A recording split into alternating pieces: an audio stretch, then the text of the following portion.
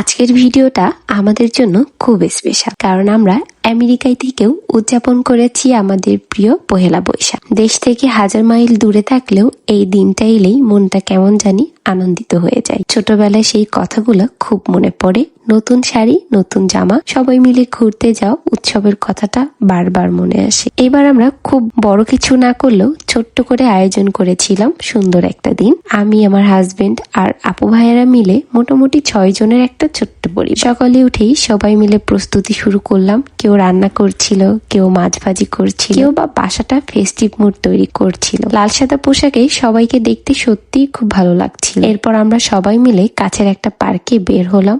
সুন্দর আবহাওয়া, খোলা আকাশ আর একসাথে কাটানো সময়, সব মিলিয়ে মুহূর্তটা অনেক শান্ত আর আনন্দর ছিল। পার্কে আমরা অনেক গল্প করেছি, ছবি তুলেছি, একটু হাঁটাহাঁটি করেছি, আর আসলে এই ছোট্ট ছোট্ট সময়গুলোই সবচেয়ে বেশি মনে থেকে যায়। প্রবাসে থেকেও এমন ভাবে নিজের সংস্কৃতিকে ধরে রাখা একটা সত্যিই অন্যরকম ভালো লাগা। তারপর কিছু সময় কাটিয়ে আমরা আবার বাসায় ফিরলাম। ফিরে এসে সেই ছোট্ট করে খাওয়া দাওয়া, আড্ডা, সবাই মিলে হাসি আনন্দে দিনটি কাটিয়ে দিলাম। সত্যি বলতে দেশের মতো বড় আয়োজন না হলেও এই ছোট্ট চেষ্টা আর একসাথে থাকা, এটাই আমাদের জন্য অনেক বড় কিছু। প্রবাসে থাকলে বোঝা যায় নিজের সংস্কৃতি আর উৎসবগুলো কতটা গুরুত্বপূর্ণ। এই দিনগুলোই আমাদের শিকড়ের সাথে কানেক্টেড রাখে। সবশেষে সবাইকে জানাই শুভ নববর্ষ। নতুন বছর সবার জীবনে সুখ, শান্তি আর অনেক সুন্দর মুহূর্তে নিয়ে আসুক। ধন্যবাদ আমার এই ছোট্ট উদযাপনের অংশ হওয়ার জন্য। আবার দেখা হবে পরের ভিডিওটা ভালো লাগলে